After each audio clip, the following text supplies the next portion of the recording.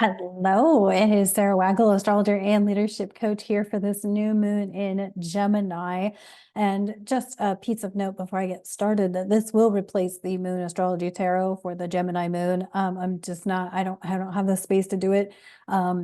Anyway, I am just feeling through some transition and transformation of my YouTube channel. So I appreciate you staying along for the journey and all of that. Some of the things that are not coming back, not showing right now may come back. I'm just moving through a lot of change in my channel, in my business and whatnot. So definitely if you want an individual reading, that's available for you.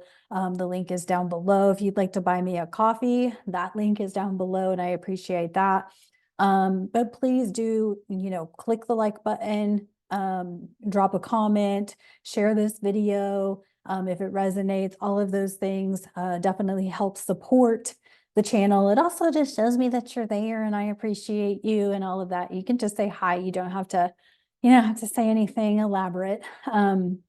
But just, hi, thank you, all of those sorts of things definitely helps. So let's get into this moon in Gemini, this new moon in Gemini. And this is in the middle of quite a week leading up to this new moon in Gemini, with the Mercury moving into Gemini, therefore trining Pluto in Pluto's in Aquarius, Mercury is now in Gemini. We've got that trine going on. We've got the Venus cazimi going on. And then we will have a bunch of stuff coming on after this. So this year of like hefty transits or lots of transits is nowhere near done. And I think, in the latter half of this year, while we may have less transits, the potency, I mean, the damage is done, right? The deed is done, right? The stage has been set as we have moved through these signs. Now, what you'll notice that after Gemini season, when we get into Cancer season, is we won't have quite the planet pile up in any particular sign as the inner planets move past the outer planets. However, we will start seeing aspects to those outer planets. So where we had conjunctions before, now we're going to have trines and squares and oppositions, and then, more trines, more squares. And so the story continues, right? And that's the beauty of astrology, is it's a never-ending story. And what I am feeling about this new moon and energies coming after it is you experienced something recently, whether it was from the eclipse in April, the Jupiter-Uranus conjunction, the end of April, or even from the new moon in Taurus until now, the new moon in Gemini. Something's shifted for you. Like, I feel like that something has shifted for each one of us. We've noticed something. And now as we move into the latter half of Gemini and we get into Cancer season, we're going to start to bloom, blossom, grow, nurture whatever has shifted, right? And so, maybe if you have noticed a change in how you are in your relationship, maybe it's time to take the bull by the horns in that relationship. I think I mentioned it in one of the Moon Astrology Tarot videos of like, just going to your partner or your friend or your business associate or business partner and, hey, I think we need to get sober, or I think we need to go to the gym together, or I think we need to do this together, or maybe we need to take more time to meditate together, however that may look for you. But just getting real with your partner. We still have these nodes making their way through Aries Libra. And so, the potential for breakups is still present. I mean, anytime. It's just a little bit more aggravated with the Aries Libra nodes. But there's always also with Libra the opportunity to just become a stronger unit together, right? I don't think breakup is always the answer, or being single is always the answer. I don't really like to speak in absolutes anyway, but I feel like, there's always that opportunity of, hey, we need to be a united front, or, we need to be working, stop hiding something from each other, or, start communicating better together, however that may be showing up for you. And like I said, that could be in a friendship, a romantic partner, a business relationship, maybe a coworker relationship. Maybe it's the relationship between you and I don't know, somebody in your community or something like that. Like this could go, any which direction. And I think, because you may be nurturing a new part of yourself, and to have that person be on board with it may require something of them that's new to them. And so think about it as like you're loving each other to the next level, or you're appreciating each other to the next level, or you're respecting each other to the next level, versus, trying to play old games that don't serve anyone and look manipulative or whatever. So, it's time to just get really real and really clear with yourself and the people around you as to, what's the next thing. And that supports nurturing, what you have planted. So, what else do I want to say? I also feel like, I try not to talk a lot of geopolitical crap here, but I do want to say that uh, what's going on out there is a show. It is scripted. And if that's the case, it's one hell of a way to show people that astrology is real. And so you can pinpoint anything that's going on, and probably goes back to an astrology transit. Um, for the reason that I say that is, what if that show that's going on out there is out there to show you that astrology works if you work it? Okay. There's been a lot of talk around the not so much the astrology community, but the personal development coaching community of, hey, this shit works if you work it. Yeah, it does. It takes its time sometimes. I think we get caught up in the, so and so made her transformation and shifted from a poverty mindset to an abundance mindset, and boom, generated like this multi, 100, 6-figure or 7-figure, multi 7-figure business. It doesn't work like that for everyone, and it's not supposed to.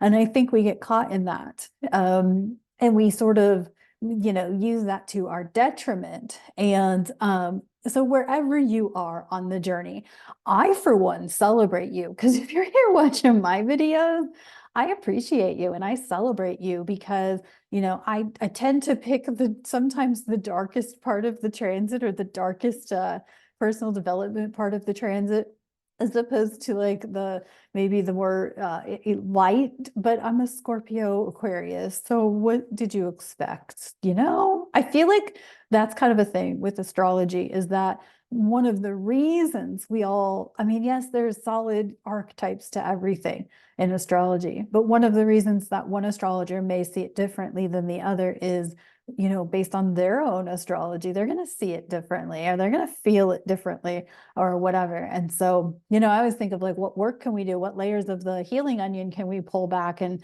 what challenges or shifts can you make in whatever you're trying to pursue and whatnot? And I don't hear many other astrologers talk like that. I'm not trying to point, toot my horn, or say that I don't want to be, I'm definitely not a self-righteous astrologer. I don't know everything. But what I'm saying is that, I feel like all of us tend to have our own spin based on, our own perspectives. So there's that. But anyway, for whoever you are, and, whatever space you're in your spiritual journey, in just learning astrology journey, or just trying to see what it's all about, I celebrate you for being here, for your curiosity, for your interest in expanding your mind, substance free. um, and I appreciate you for being a part of the growth of my channel. And so I feel like there will be changes to my channel, and to make the changes I've needed to pull back in other ways. I will also point out that Pluto is sitting in my 4th house. So family is, and my home and my foundation are definitely a part of my life right now. And so sometimes I have to pull back from what I'm doing in order to be supportive of my family and what my family may be going through, good or bad. Like, we got a lot of great stuff going on, but family is family. So, I appreciate you being here. Let's get into the keynote after and of course this video is timestamped, so you can jump around however you want to. There is not sun signs at the end, but I do have a closing message and tarot for you at the end to cap up this video. So thanks for tuning in, and I'll see you soon.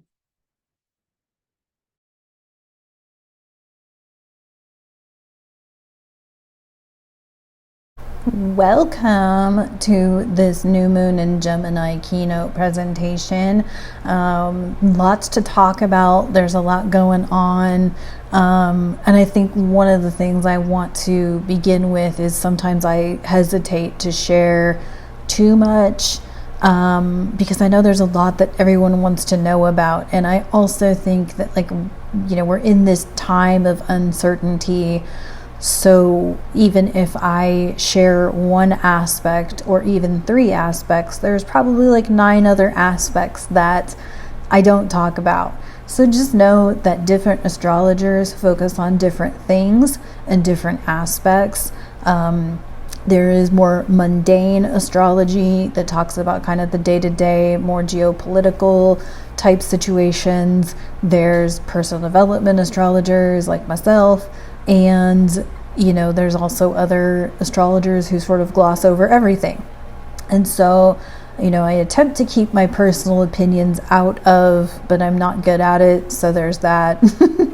Anyway, let's dive into this energy. There is a lot, and let's get into it. Okay, so a few things before I dive into the bullets on this slide is energy flows where attention goes. So, it's a matter of what are you paying attention to? What are you putting your time into? What are you investing your time into personal development or bettering yourself or creating community? Or are you focused on what's going on out there, whether it's geopolitical or, the dude down the street, whatever, you know what I'm saying? It's really getting a good hone on where your energy is going. And, it's why, people are often why do I always have drama? Well, you're contributing to drama. And to an extent, we all like drama, okay? We all like it to an extent. Otherwise, we wouldn't be, watching daytime dramas. We wouldn't be watching certain television shows or movies that are dramatic or, whatever, right? So to an extent, we all appreciate and enjoy it to a point. But my point is that, really being aware of where your energy is going, or where your attention is going, and also keeping in mind that you may be on a healing journey. No matter where you are in the journey, there's people around you who are not, who don't care to, who don't understand that they can, who aren't open to it. And the idea of living in this human existence at this point is learning to be co-present with people who are healing, not healing, don't give a fuck to heal, don't understand that they can heal. Being co-present with each other is part of Pluto and Aquarius, in my opinion, is, learning to coexist with different levels of human evolution, because humanity is evolving. So whether we like it or not, it's evolving. Okay, so Gemini is a mutable air sign, so thinking, thoughts, communication, technology as a means of communication. It's a Mercury ruled sign, so there's lots of change of mind, change of thoughts, change of beliefs, and a lot of that has to do with healing. A lot of that has to do with just maybe even like a disruption of secrecy, as in like maybe people don't want to keep secrets anymore because they realize that they need to let people in. And vulnerability works both ways, right? Like, if someone's requesting that you be vulnerable, they have to, it's got to go both ways. And then you have the whole statement of people can only love you, care for you to the extent they're able to love and care for themselves. And so boundaries, all of those sorts of things. So anyway, so keep that in mind with Gemini is that, and the opposite of Gemini is Sagittarius, which is belief systems, and Jupiter being in Gemini. We've got that Sagittarian influence in Gemini. So people may be changing their belief systems. They may be changing the trajectory of what they follow, who they follow, et cetera, et cetera. So keep that in mind too. Okay, karmic or even dharmic lessons may be resurfacing. So karma, if you don't know the difference, I do think look it up. Karma obviously is what you put out in the world, you get back in the world. That's a pretty literal one. Dharma, on the other hand, and I believe I spelled it correctly, DHARMIC, or Dharma, DHARMA, is more of a moral code, tends to be span over multiple lifetimes. If you believe that, if you don't believe that, I don't really know what to say, because I do believe in reincarnation, mostly because I've seen it in my own situation. But Dharma is moral code, or like moral lessons. So if you've been if you've taken immoral action over lifetimes, you could be living out some dharma, in this lifetime. And so there's that. But dharma and karma lessons are resurfacing, so you may be seeing some repeated cycles just blatantly evident in your life. You're like, what the fuck? That could be really surfacing right now due to several influences. And so, we want to think back to 2012 when Jupiter was last in Gemini, and what was going on in 2012. And then as far as the Venus Cazimi we got going on 2016, 2020, things like that, when Venus was had Cazimis in Gemini. And so those are some areas to look at. And then, of course, we have Neptune at 29 degrees of Pisces. This is the last degree of the entire zodiac.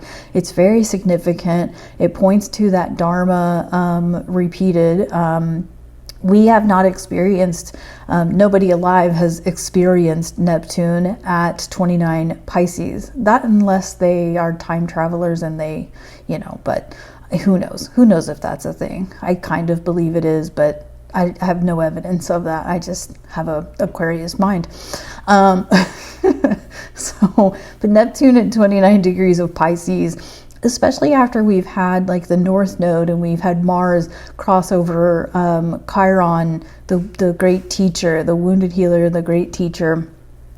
We're having just a lot of things resurface to close out some chapters, or some, close out some books even, and rewriting a new book or starting a new book. And so, this could feel very heavy and very, grief stricken, or whatever. And, there's kind of just, it's a matter of choosing an alignment. It's choosing how you want it to go differently. You can just choose differently. You can just choose, I'm not going to participate in that this time. I am just not. I'm going to say no this time. And, in recent experiences, I've noticed the more I say no to things that are the least bit out of alignment, the more good things are opening up. Positive things are opening up. Oh, okay. I said no to that. I don't have to put up with that this time. So then this next thing opens up. And it's really brilliant. So it's making choices, and this is really challenging for a lot of people. But if you're kind of in that space of like, why does this keep happening to me? That's why this keeps happening to you. Depending on what planet influences you. I mean, I know people who are strongly affected by Mercury, and it happens to them 3-4 times a year. Mercury goes retrograde. Anyway, so the point is choose differently. choose a more favorable, and it will require you to expand, and it will require you to grow, and it will require a different version of you. But that's the whole thing about healing. Okay, motivation will begin to decrease. This is because we have Mars moving into Taurus, we have Saturn about to go retrograde, and it kind of depends on which planet affects you greater or more or less. I tend to be more Saturnian in that, when Saturn does things, I tend to feel that, but some people are going to feel Mars differently. So when Mars hits Taurus, they'll feel that more than they'll feel Saturn go retrograde in the latter part of the month. And honestly, Mars is, once it gets into Taurus, like that's kind of the last of the Mars motivational energy. So there's that. But it doesn't mean that things can't happen or can't, open up for you. It just means that, like, whatever project, I feel like right now, whatever project you have opened up and given yourself the opportunity, or whatever opportunity has presented itself, it's now time to sink into that, embody it, like feel it down into your lower three, your solar plexus, your sacral, your root, and really allow it to grow, right? Really allow that seed or those seeds to grow and bloom and blossom. So sort of a continuation from that Sagittarius full moon. So that's that. Alrighty, let's take a look at some of these transits. Of course, again, as always, this is not exhaustive. And if you want more day-by-day details, tune into the Moon Astrology Tarot videos regularly here on my YouTube channel. So on the heels of this new moon in Gemini, on the 9th, we have Mars moving into Taurus. Energetically, Mars is going to slow down. Like in the cosmos and his movement, he's not slowing down, but energetically, Taurus is just slower than Aries. So you're going to feel like that Mars slow down type energy. This is where that kind of motivation dies out, type of energy. But I feel like this is also a good thing, because it's like, okay, we're kind of done, or at least temporarily done with newness and whatever. It doesn't mean things won't keep moving on their heels and surprising and all of those things. I'm not saying that's not going to happen. I'm saying that, like, for the foreseeable future, you have some time to let things develop, right? If you think about seasonally, you plant in Aries and you let it grow in Taurus, and then in Gemini into Cancer, it really starts to develop and bloom. Right? So anyway, Mars in Taurus on June 9th. On June 8th, we have Mercury square Saturn. On the 9th, we have Sun square Saturn. And then on did I say Mercury on the 8th? I meant Venus. I'm sorry. June 8th is Venus square Saturn. June 9th is Sun square Saturn. And June 12th is Mercury square Saturn.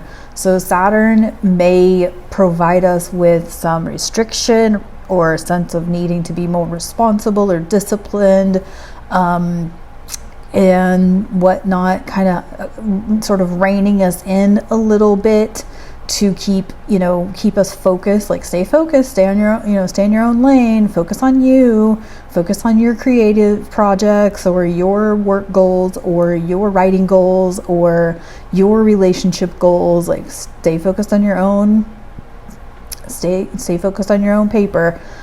So that's the Saturn squares. And then on the 14th, we have the Mercury Cazimi at 24 degrees of Gemini. This is the Cazimi, the superior Cazimi from Mercury's retrograde back in Aries. That was between, April 1st and 25th, something like that. And then, so this is the Mercury finally catching up to the Sun again in Gemini. So that's going on. On the 16th, we have Venus square Neptune at 29 degrees of Pisces. This is like dreamy, creative, floaty energy, right? Venus and Neptune work really well together. It also can have that risk of illusion or delusion. So keep in mind that low-hanging fruit, or that, you know, gold on the outside smells like shit on the inside, as I like to say. So the 16th we have Venus square Neptune. The 17th we have Mercury square Neptune, and then on the 20th the Sun will square Neptune. I love this though, because if you are like really creatively focused, like, you know, this could be the day to like, or the days, I suppose, to really blossom something, or at least like do some messy, rough drafts, or the shitty first drafts, as my rating coach likes to say. But really kind of, you know, just allowing the paint to flow, or allowing the words to flow. You know, we're still in Gemini at this point. So, I mean, writing, journaling, maybe even audio journaling, to really just get some stuff out of, you know, word vomit some stuff out of your system that needs to get let out of your system. On the 17th, we have the Venus-Mercury conjunction at 0 degrees of Cancer. So we're already at Cancer season, or near Cancer season, I guess, but we've already got energy moving into Cancer. Now, what I want to say about that is, once the Sun moves into Cancer at the summer solstice on the 21st, we're going to be done with the planet pileups that we've been experiencing since Capricorn. So we had the planet pileup in Capricorn, and then we had the planet pileup in Aquarius, and then we had it in Pisces, and then Aries, and then Taurus, and now Gemini. Finally, we move into Cancer, and we won't have such a significant planet pileup. However, the drawback to that is, number one, we won't have I guess not the drawback, but first let me say that the advantage is we won't have concentrated energy in one sign. The drawback is that now, as planets start to move to the other half of the zodiac, we'll have more oppositions and squares and trines. So we'll have more aspects rather than conjunctions. So basically all of the planets all just met up with the outer planets, the inner planets, meaning Mercury, Venus, Mars, all just met up with the outer planets. Now we get to see how it all starts to play out with squares and trines and oppositions, and then squares and trines again. And so you know, the energy may alleviate as far as concentrated energy, but now it's time to kind of play through, you know, see it all play out, sort of thing. So that's just some of the transits. Obviously, stay tuned for the Moon Astrology Tarot videos. We'll dive in a little bit further. All right, here is the chart for this new moon, peaking at 16 degrees of Gemini in 17 minutes. I think that's interesting, 16, 17. We have Mercury at 6 degrees. We have Venus within a degree conjunction of this new moon, coming off of her Kazemi on the 4th. And I thought, since there was so many 6s and 7s in this new moon, I thought I would look for the numerological significance of 6 and 7. Now, I'm no numerology expert, so feel free to comment and correct me, or feel free to do your own research. I highly recommend always doing your own research on different things, just because I think that knowing your own stuff is better than not. But 6 is a compassionate number, and so being like empathetic, being compassionate, being understanding, all of those things. 7 is introspective and spiritual, and I think, you know, there's a lot of people who are, you know, maybe feeling quite lonely, because if you are evolving, you are growing, you are healing, the people around you may not be, and it gets that there's a challenge there, and you know, I think that's why a lot of people who've been through healing get so good at being alone, because, you know, it's hard to be around people who, you know, still see you as that old version, and or are stuck in that old energy themselves.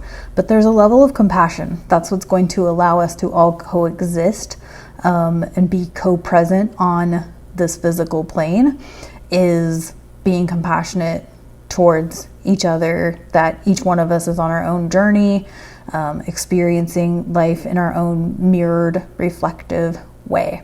So a lot going on here. I definitely feel like it's a lot of information overload. This is a lot of Gemini. We have Jupiter, Mercury, Moon, Sun, Venus in Gemini. That is a lot. It's all mental. It's all mindset, communication, trickster type energy. And so to me, it's very brilliant and beautiful. It doesn't mean that your experience is brilliant and beautiful. You may be running into hiccups and you may be running into roadblocks and whatnot. And so but all in all, I like the energy of this new moon. I think it all goes back to how you use it, how you implement it, and whatnot. And yeah, so that's the chart. Of course, we also have,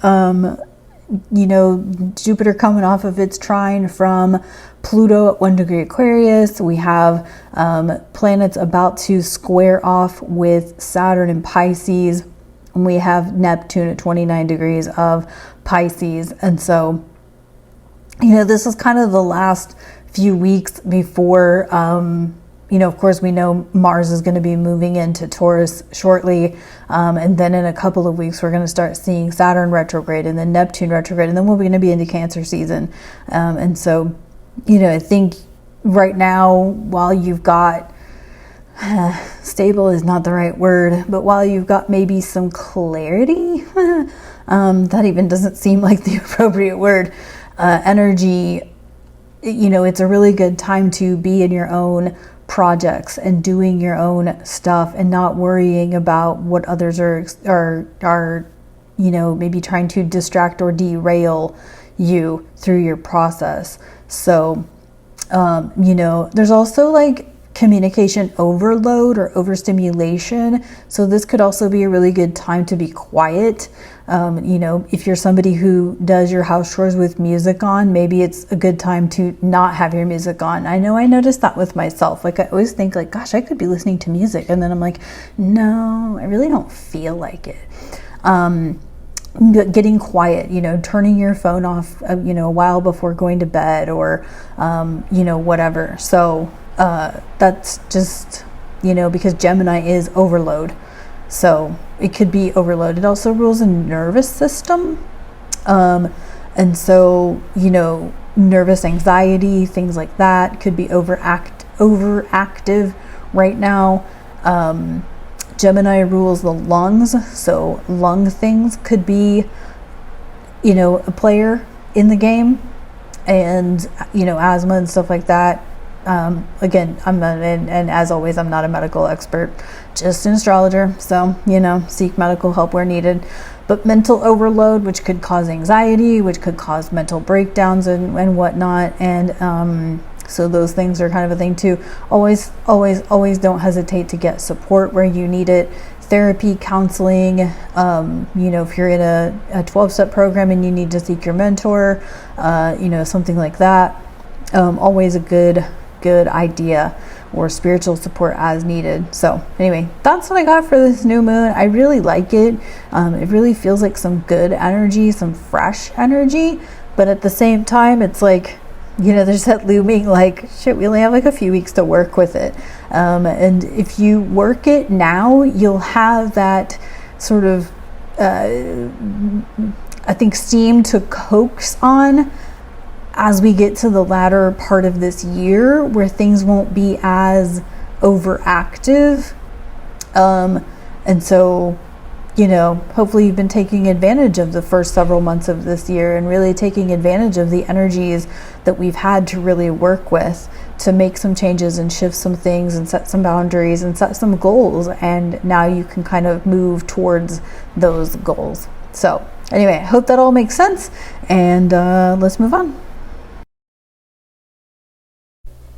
All right, here's the lunations for this stretch. Of course, the new moon on the 6th that we're talking about right now. On the 14th, we have the first quarter moon square at 23 degrees of Virgo. And And then on the 21st, we have the first of 2 full moons in Capricorn. This one's at 1 degree of Capricorn. And I think I said this one's going to be the easier of the 2. I don't think either of them is going to be easy, because this one's going to be pretty much square to Neptune in 29 Pisces. It's an out of sign square because Pisces is mutable and Capricorn is cardinal, but it's going to be within a degree. So it's just something to be aware of, that we will indeed feel some foggy fuzziness. It's, it goes back to what I keep saying. It's where are you focused? Where's your attention focused? But I think we're all going to feel some effect of this full moon at 1 degree of Capricorn. On the 28th of June, we have the 3rd quarter moon square, and that's going to be at 7 degrees of Aries. And then the balsamic or darkening moon will be in Gemini, preceding or ahead of the new moon in Cancer. That's going to be on July 5th, and that's going to be at 14 degrees of Cancer. Now, I do also want to point out, I didn't put it here because I usually only go to the next new moon, but we do have a second full moon in Capricorn, which will reset the lunation cycle. And for most of you probably don't understand what that means, but typically what happens is, if when we have one second full moon, I think it was a full moon, maybe it was a new moon now that I think about it, in Aries, and that was in March, April of 2023. So since then, we've had this crunchy lunation cycle. And now we're resetting it with this Capricorn, this 2 Capricorn full moons through Cancer season. So we'll talk more about that as it gets closer, of course, but just something to think about, that the lunation cycle is going to reset itself, which really could be a very good thing in my opinion.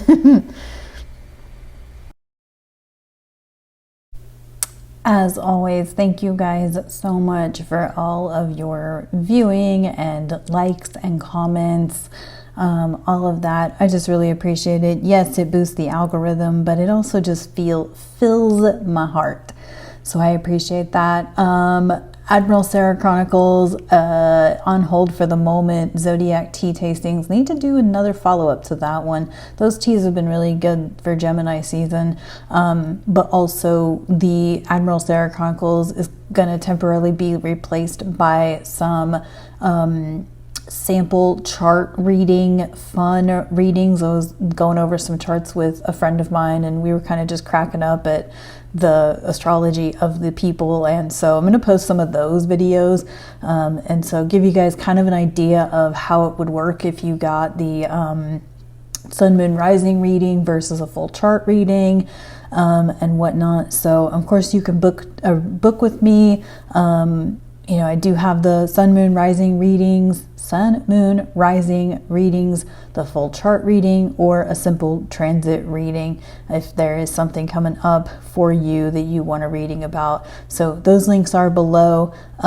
If my booking thingy is not fixed yet, as of this video, which I don't know if it will be or not, to be honest, I'm waiting for something to fall into place.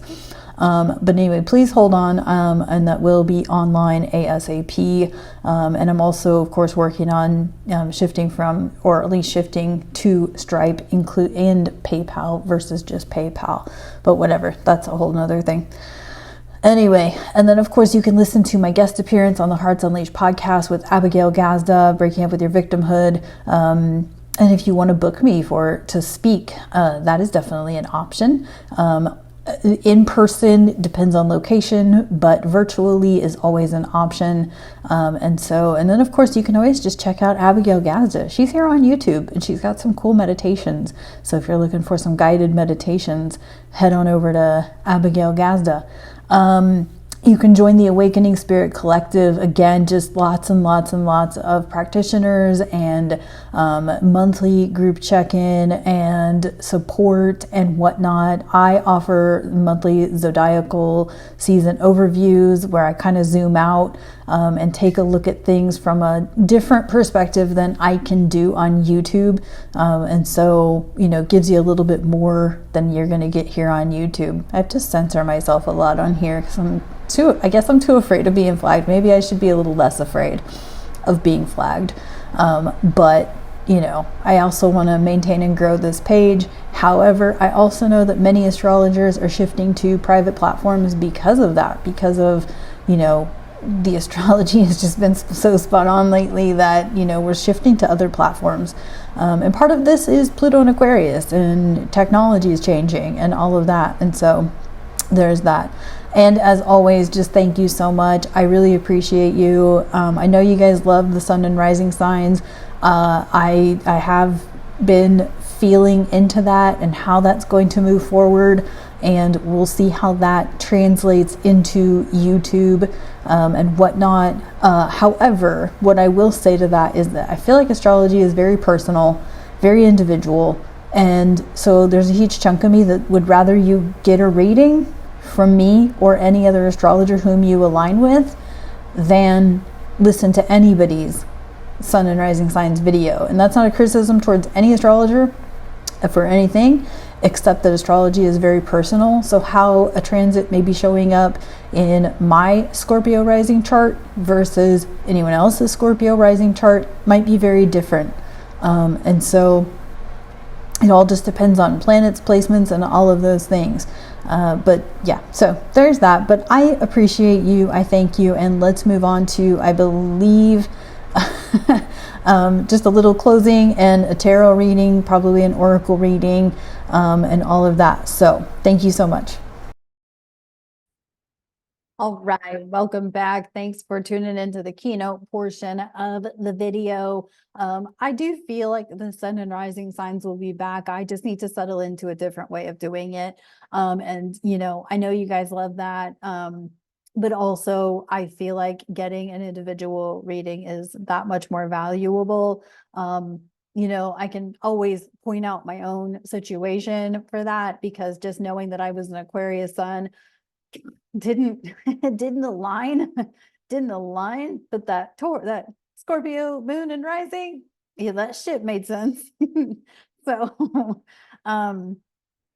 so that's kind of why that I'm just anyway, but I feel like they're coming back and potentially for Cancer season, if I can get my shit together and whatnot. So, but I appreciate y'all for being here. I feel like individually, I feel like this is really a time to really be introspective about what you're up to with projects and things like that, and what you're doing to shift your life and whatnot, and what you're doing to heal yourself and to support the healing of those around you. Now, we have no control over how or when or if other people heal.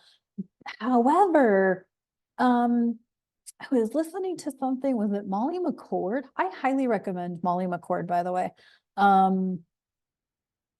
I would think it was something she posted that said something like gritting the light is not complicated. It's not necessarily Sagittarian, as in gritting the light. We have to travel all over the place and be all geographically all over the place. But gritting the light is taking yourself out for coffee, or following the guidance of, going to get a burger that day, or going to an event, or going to the library, and who you encounter along the way, even if it's the person at the desk or the person who holds the door for you, or being the person who holds the door for someone, kind of thing. I'm always surprised when I hold the door for people, just they're like, somebody did that, like they're shocked. And I think I'm one who thanks the human cashiers, because I don't use self-checkout. I'm blind, I can't do that. So I always think like the humans who come to work to be the cashier that day. And, things like that. You don't know what you're doing for somebody else that day by a small, teeny tiny gesture of acknowledgement, of holding the door or being the person who holds the door. You just don't know what you're bringing to people's lives that day. We can have just as many shitty encounters with people, and believe me, I've had mine. However, the courteousness, the compassion, the taking 5 seconds to do that. I remember one time my brother, I was out with dinner with people, and we were holding the door, and there was this older couple. They were like, well, it's going to take us time to get there. And I think one of them had a walker or whatever. And we were like, we have nowhere to be. Like, we were happy to stand there and wait for this couple just so we could hold the door for them. Like, it's stuff like that. Do you really have to be somewhere so quickly that you can't hold the door or help someone or say thank you or whatever? Like, that's how we grid the light. And as this planet continues to split and evolve, and humanity continues to evolve, the practicing your good, courteous kindnesses things is really important. We've got enough bullshit going on in the world, and so that's what I have to say about that. All right, let's pull some tarot. And then we'll get out of here and go and celebrate this Gemini new moon. It's got the angel tarot going on. The reason I feel like it's going to be Cancer season for the sun and rising signs is I bought a new deck. And I feel like it's appropriate for Cancer season. So, we'll see. All right. Let's do this. We'll do 3, I think. Let's get the magnifier up and going. This is the deck that I don't read in reversals because it doesn't make sense to. We got the 10 of fire. And fire, I believe, is dragons in this deck, represented by dragons. And it says, too much work, accept help from others.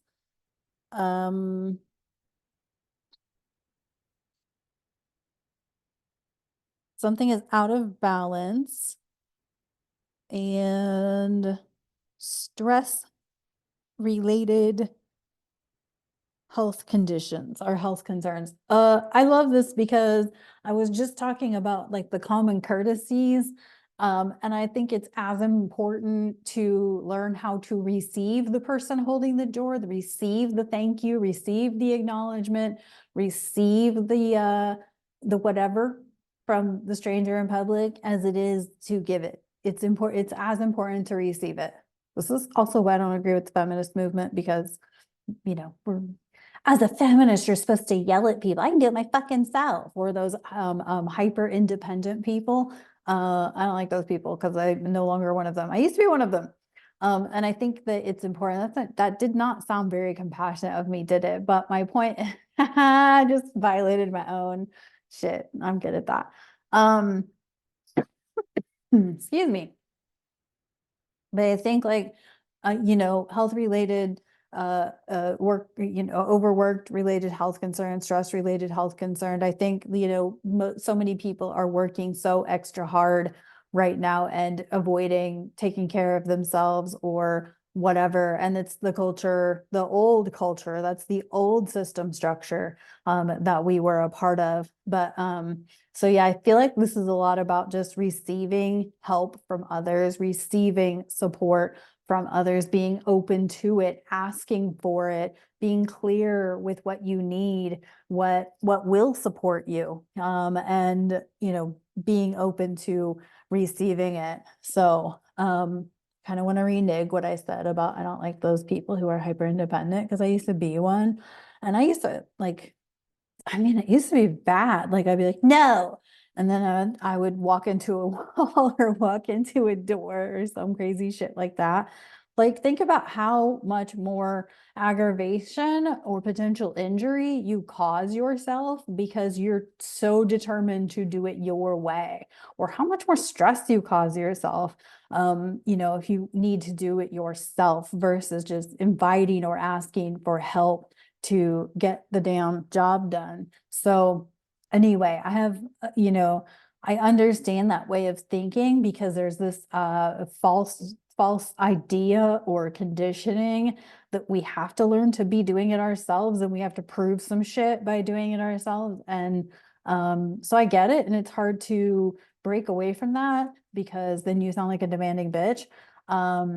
However, it's also okay that if some people think that you're a demanding bitch because you ask for shit that you need, let that be on them. Let that be on them. What else we got? Um, this is the Emperor, Archangel Michael. And this is uh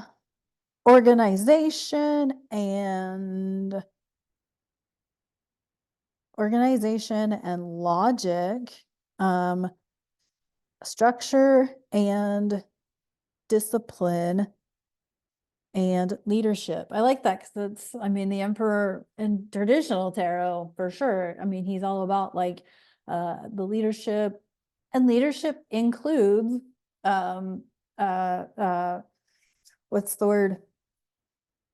Delegation. Leadership includes delegating this chore to the person who can do it better. And staying organized, like as long as making sure that you, as the leader of your life, right? I'm a leadership coach. I lead people in the leadership of their life. But when you have the leadership of your life, it's like delegating to the best person that can get it done. And so, depending on what needs to get done, right? Or structure, being organized, knowing what the priority is or the urgency of getting something done. But, is that thing urgent, or do you just need to have it done today because you said so? But is it urgent? Like, you want the right person to do it. Are you willing to wait for that right person to get that done? So that's the Emperor. Let's pull one more. See what we get. Also staying focused, staying disciplined, staying laser focused, eyes on your own paper, eyes on your own projects. What's going on out there is going to go on out there, and what matters is what's going on with you and how you're choosing to move yourself forward in this time and space. We got the 10 of air. Interesting. Air is represented by unicorns in this deck. Okay, the end of a difficult situation.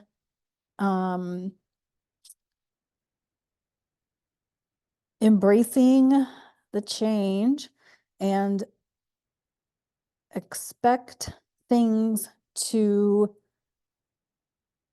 expect things to get better, and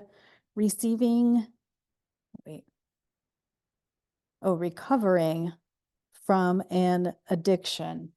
I've talked about sobriety several times, especially with this Neptune in Pisces, Neptune at 29 Pisces. I've talked about, sobriety plenty of times. And, I've heard other astrologers mention it as well, that clearing your mind as much as you can will kind of keep you from having a whirlwind of confusion. But what I will say is with Neptune at 29 Pisces, it's also creating a lot of grief because a lot of shit is closing, and it's big shit. Big stuff is closing. Big doors are closing. Big events are closing, coming to an end. 29 degrees Pisces is the last degree of the zodiac. And so with Neptune there, it's almost like whatever the, lingering, a lot of healing is coming up to happen. A lot of grief is happening. A lot of, stuff's happening because it's like to move forward, you have to let something old go. It's just inevitable. It's part of the process. And so for you, maybe that is a substance, but for others, it may be they have to let an old mindset go, or a belief system go, or, friend group, relationship, maybe an old piece of technology or old furniture that no longer serves. These sorts of things must go. But the good news is that when you let these things go, you invite in and you welcome in all of the newness that's available for you in, the next chapter. And so we're less than a year away from the next chapter. And so, I realize that saying that like it's a year away, that's quite a long time. It's actually not. Think about it. We are already in June of 2024. And as things continue to evolve and continue to split, healing yourself or allowing yourself to be healed is going to be important. And part of healing is letting go of bad habits, addictions, things like that. And, get support where you need it. I completely understand that and get that and encourage that. But I feel like it's, even if you're not addicted to substances, maybe we're all addicted to something to some degree, right? If you just can't go a day without it, whether it's you're addicted to, I don't know, I could list off stuff, but I think y'all get the point, because you can be addicted to sugar, you could be addicted to pop, like soda pop, whatever the case may be. So, just know that when you do choose to let these things go that are holding you back or that are creating more chaos or confusion in your life or your mind, that it welcomes in something new. So, okay. That is what I have. I appreciate you. Once again, you can book with me. You can buy me a coffee. You can listen to my episode of the Hearts Unleashed podcast. You can join the Awakening Spirit Collective. Yes, that is an affiliate link. Yes, I do get a percentage of you joining. But you get loads and loads of other people besides just myself and all of that. So I appreciate you and sending you a ton of love, ton of support, celebrating you for being here, being on this journey for yourself and with me. And yeah, if you do need support by way of a coach or, severe support person, of course, there's the psychotherapy route or counselor route, or even like AA or other 12-step program support, or you're looking for a coach or something like that. Please feel free to let me know. I do have quite the repertoire of coaches that I can refer you to that have different specialties in coaching. I have, an inner child healing coach. I have a entrepreneur coach group that I'm familiar with, and several other coaches that I am connected to. So if you are looking for something like that, to hire someone like that, then you can feel free to, drop a comment, hey, I would love some support around this, that, and the other thing. So, anywho, so thanks for tuning in, and I will catch you on the next Moon Astrology Tarot and for the full moon in Capricorn, the one of two full moons in Capricorn. So thank you so much. I'll talk to you next time.